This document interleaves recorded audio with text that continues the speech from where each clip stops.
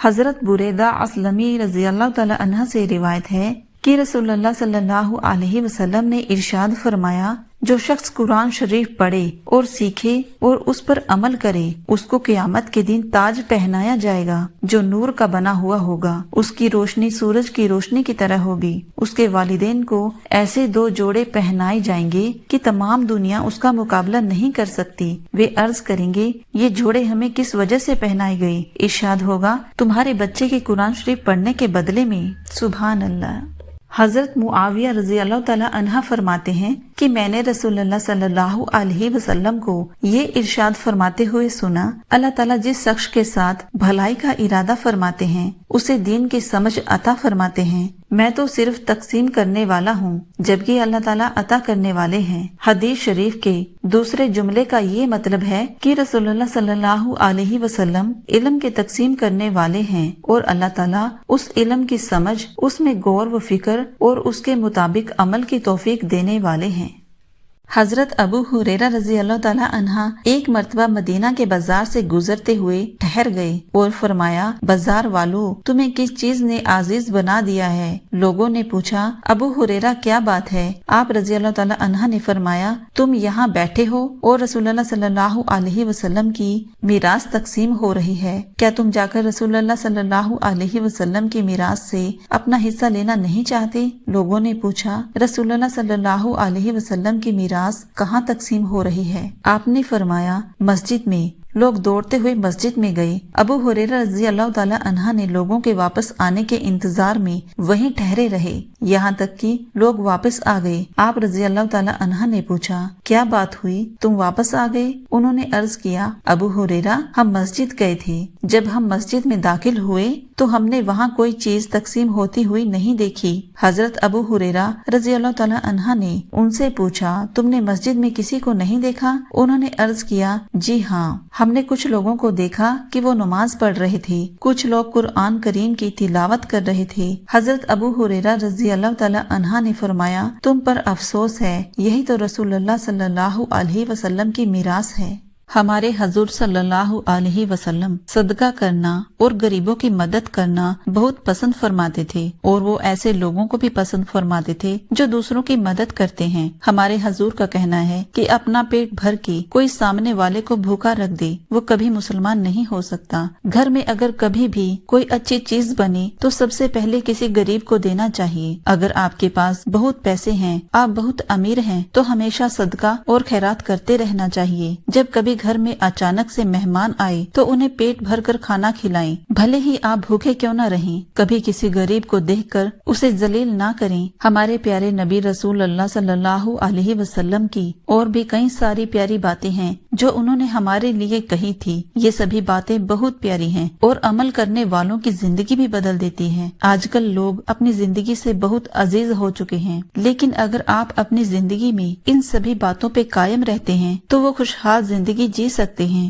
ہم آپ کو اور بھی کئی ساری نبی کریم کی پیاری پیاری باتیں بتانے جا رہے ہیں جن پر عمل کر کے آپ اپنی زندگی بدل سکتے ہیں۔ ہمیشہ لوگوں کے ساتھ پیار سے پیش آنا، بات کرتے وقت باتوں میں نرمی رکھنا، اگر کوئی رشتہ دار یا کوئی بھی انسان بیمار ہو تو اس سے ملنے جانا، چھوٹوں سے پیار اور بڑوں کی عزت کرنا، اللہ نے جتنی نعمتیں عطا کی ہیں اس میں ہی خوش رہنا اور ہمیشہ اللہ کا شکریہ ادا کرنا، اپنے پڑوس میں رہنے والے لوگوں سے اپنے پریوار والوں جیسا برتاؤ رکھنا، لوگوں کے ساتھ لڑائی جھگڑا نہ کرنا اور دوسروں کی لڑائی جھگڑے کو سلجھانا، مہمان آنے پر ہمیشہ خوش ہونا، کبھی بھی دوسروں کی باتیں کسی سے نہ بتانا اور کسی کے پیٹھ پیچھے اس کی برائی نہ کرنا، لوگوں کو اگر برا کام کرتے ہوئے دیکھو تو انہیں روکنا، روز قرآن شریف کے سورہ کو پڑھنا، لوگوں کے سامنے ہاتھ پھیلانے سے بہتر ہے اللہ کے سامنے رو رو کر دعا مانگنا، اپنے ماں باپ کی خدمت کرنا، اپنے بھائی بہن کو اچھی باتیں سکھانا اور ان کے ساتھ ہمیشہ پیار سے پیش آنا۔ یہ سبھی ہمارے نبی کریم صلی اللہ علیہ وسلم کی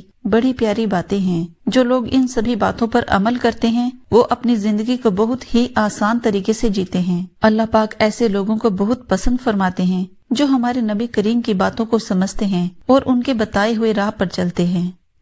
حضرت عدی بن حاتم رضی اللہ تعالی عنہ سے روایت ہے کہ رسول اللہ صلی اللہ علیہ وسلم نے ارشاد فرمایا، قیامت کے دن تم میں سے ہر شخص سے اللہ تعالیٰ اس طرح کلام کریں گے کہ درمیان میں کوئی ترجمان نہیں ہوگا۔ اس وقت بندہ بے بسی سے ادھر ادھر دیکھے گا، جب اپنی داہنی جانب دیکھے گا تو اپنے اعمال کے سوا کچھ نظر نہ آئے گا، جب اپنی بائیں جانب دیکھے گا تو اپنے اعمال کے علاوہ کچھ نظر نہ آئے گا، اور جب اپنے سامنے دیکھے گا تو آگ کے علاوہ کچھ نظر نہ آئے گا۔ لہٰذا دوزخ کی آگ سے بچو، اگرچہ خشک کھجور کے ٹکڑے کو صدقہ کرنے کے ذریعے سے ہی ہو۔ مدینہ منورہ میں ایک مرتبہ بارش نہیں ہوئی تھی، سوکھا پڑنے لگا تھا اور لوگ بڑے پریشان تھے۔ ایک جمعے کے روز حضور صلی اللہ علیہ وسلم جب واز فرما رہے تھے، ایک شخص اٹھا اور عرض کرنے لگا، یا رسول اللہ، مال ہلاک ہو گیا اور اولاد فاقے کرنے لگی، دعا فرمائیے کہ بارش ہو۔ حضور صلی اللہ علیہ وسلم نے اسی وقت اپنے پیارے پیارے نورانی ہاتھ اٹھائے۔ راوی کا بیان ہے کہ آسمان بالکل صاف تھا، بادلوں کا نام و نشان تک نہ تھا، مگر مدنی سرکار کے ہاتھ مبارک اٹھے ہی تھے کہ پہاڑوں کے مانند بادل چھا گئے اور چھاتے ہی برسنے لگا۔ حضور منبر پر ہی تشریف فرما تھے کہ میں شروع ہو گیا، اتنا برسا کہ چھت ٹپکنے لگی اور حضور کی ریش انور سے پانی کے قطرے گرتے ہم نے دیکھے۔ پھر یہ میں بند نہیں ہوا بلکہ ایک ہفتے تک برستا رہا، حتیٰ کہ لگاتار اگلے جمعے تک برستا ہی رہا۔ اور حضور جب دوسرے جمعے کا واز فرمانے اٹھے تو وہی شخص جس نے پہلے جمعے میں بارش نہ ہونے کی تکلیف عرض کی تھی اٹھا اور کہنے لگا، یا رسول اللہ، اب تو مال غرق ہونے لگا اور مکان گرنے لگے، اب پھر ہاتھ اٹھائیے کہ یہ بارش بند ہو۔ چنانچہ حضور نے پھر اسی وقت اپنے پیارے پیارے نورانی ہاتھ اٹھائے اور اپنی انگلی مبارک سے اشارہ فرما کر دعا فرمائی کہ اے اللہ، ہمارے ارد گرد بارش ہو، ہم پر نہ ہو۔ حضور کا یہ اشارہ کہنا ہی تھا کہ جس طرف حضور کی انگلی گئی اس طرف سے بادل پھٹتا گیا اور مدینہ منورہ کے اوپر سب آسمان صاف ہو گیا۔ سبحان اللہ۔ صحابہ اکرام مشکل کے وقت حضور کی ہی بارگاہ میں فریاد لے کر آتے تھے اور ان کا یقین تھا کہ ہر مشکل یہیں حل ہوتی ہے، اور واقعی وہیں حل ہوتی رہی ہے۔ اسی طرح آج بھی ہم حضور کے ہی محتاج ہیں۔ دعا ایک ایسی عبادت ہے جس سے اللہ اور اس کے بندے کے بیچ ایک بہت ہی خوبصورت اور مضبوط رشتہ بنتا ہے۔ یہی وہ خاص طریقہ ہے جس کے ذریعے انسان اپنے رب سے اپنی ہر خوشی، رحمت اور مسئلے کا حل مانگ سکتا ہے، کیونکہ دعا کسی کی بھی زندگی کو سکون اور برکت سے بھر دیتی ہے۔ یہی وجہ ہے کہ قرآن اور حدیث میں دعا کی اہمیت بار بار بیان کی گئی ہے۔ اللہ تعالیٰ قرآن میں خود فرماتے ہیں، مجھ سے مانگو، میں تمہاری دعا قبول کروں گا۔ دعاؤں کے ذریعے اپنے رب سے جڑیں اور ہر پریشانی کا حل تلاشیں۔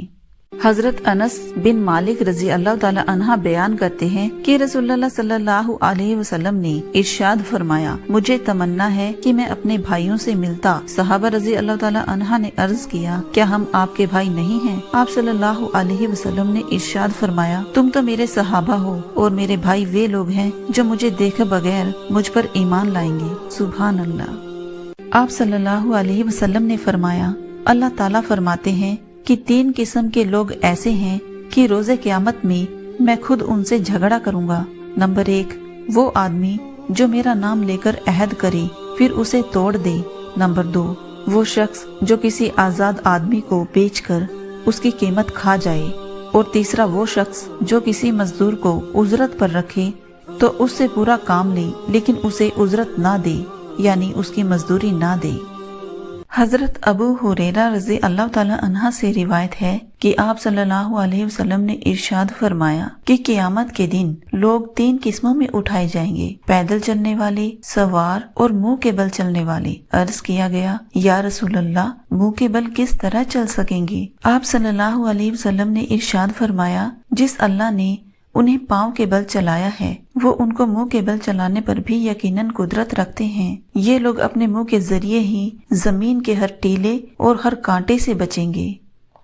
ایک فقیر نے ایک کتے سے کہا، تو ہے تو بہت وفادار، مگر تجھ میں 3 کمیاں ہیں۔ سب سے پہلی کمی یہ ہے کہ تو پیشاب ہمیشہ دیوار پہ ہی کرتا ہے، اور دوسری کمی یہ ہے کہ تو بیکاری کو دیکھ کر بنا بات کے ہی بھونکتا ہے، اور تیسری کمی تجھ میں یہ ہے تو رات کو بھونک بھونک کر لوگوں کی نیند خراب کرتا ہے۔ اس پر کتے نے بہت ہی بڑھیا جواب دیا، اے بندے سن، زمین پر پیشاب اسی لیے نہیں کرتا کہ کہیں کسی رب کے بندے نے یہاں بیٹھ کر رب کو سجدہ نہ کیا ہو۔ بیکاری پر اسی لیے بھونکتا ہوں کہ وہ اللہ کو چھوڑ کر لوگوں سے کیوں مانگتا ہے جو کہ خود بھکاری ہیں، اور رات کو اسی لیے بھونکتا ہوں کہ اے گناہگار انسان، تو غفلت کی نیند میں کیوں سویا ہوا ہے؟ اٹھ اپنے اس خدا کو یاد کر جس نے تجھے اتنا سب کچھ دیا ہے۔ موت کے بعد انسان 5 حصوں میں بٹ جاتا ہے۔ نمبر 1 روح ملک الموت لے جائے گی۔ نمبر 2 مال وارثان لے جائیں گے۔ نمبر 3 گوشت کیڑے مکوڑے کھا جائیں گے۔ نمبر 4 نیکیاں قرض دار لے جائیں گے۔ نمبر 5 ہڈیاں مٹی میں مل جائیں گی۔ لیکن اپنی زندگی میں کوشش کرنا اے مسلمانوں، کہیں شیطان ایمان نہ لے جائے، اسی لیے دنیا کی بجائے اپنی آخرت کو سنوارنے کی فکر کرو۔ کچھ باتیں ہمیشہ یاد رکھنا، اگر خوشی چاہتے ہو تو وقت پر عبادت کرو، اگر چہرے پر رونق بنانا چاہتے ہو تو تہجد نماز پڑھو، اگر سکون چاہتے ہو تو قرآن پڑھو، اگر صحت چاہتے ہو تو روزے رکھو، اگر مصیبت کا حل چاہتے ہو تو استغفار کرو، اگر برکت چاہتے ہو تو درود شریف پڑھو، اگر مشکلات ختم کرنا چاہتے ہو تو لا حول ولا قوت الا باللہ پڑھو، اگر غموں سے نجات چاہتے ہو تو دعا مانگو۔